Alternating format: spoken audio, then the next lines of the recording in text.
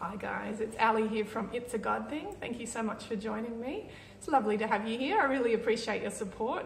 I really love it when people comment or like the videos because I think, oh wow, you know, someone has appreciated it or got something out of it. I thank you, Mum, for all your support. Just joking, she hates Facebook.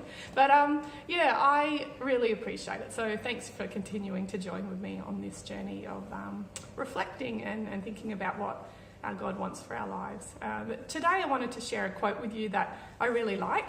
It goes, "The best listeners listen between the lines." It's by Nina Malkin. The best listeners listen between the lines. I'm really interested in listening. As a journalist by profession, I've had to learn how to actively listen. So when I'm writing a story and I'm doing an interview with someone, I wouldn't say something like, "Oh, that experience must have been really hard for you." I would say, "What was that experience like for you?" So you're actually getting the person to identify what it was like for them using their own words, and they're describing the emotions, the feelings themselves. Just one example of a technique that you would learn to draw someone out actively listen so that they can give you not only a good quote, but really get to the heart of what their experience is, and in order to tell a better story as a writer.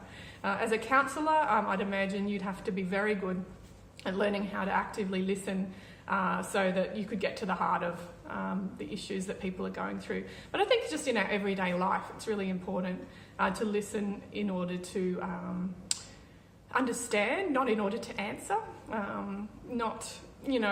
I think when we're talking with someone, we're very tempted to kind of listen in order to jump in with an equivalent story. We can become so preoccupied with what we've got to say that we don't actually listen to what they've got to say and really understand what's going on underneath the surface for them.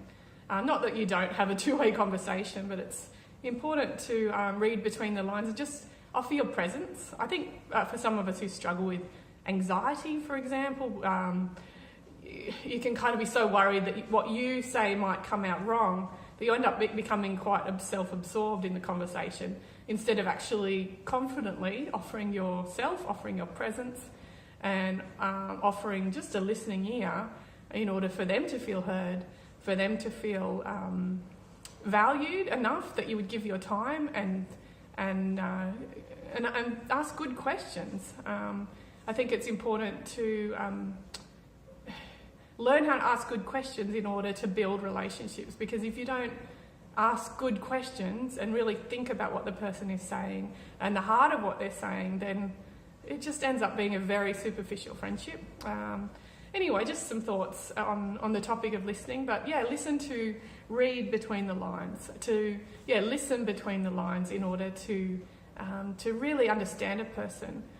Be a researcher of your friend, not in a stalky way, but think of yourself as a researcher, someone who is really interested in their story in order to get the best from them and also to build the relationship, and be prepared to tell your story as well, and hopefully they'll do the same for you. All right, just some thoughts for today, and I hope you have a great Sunday. God bless.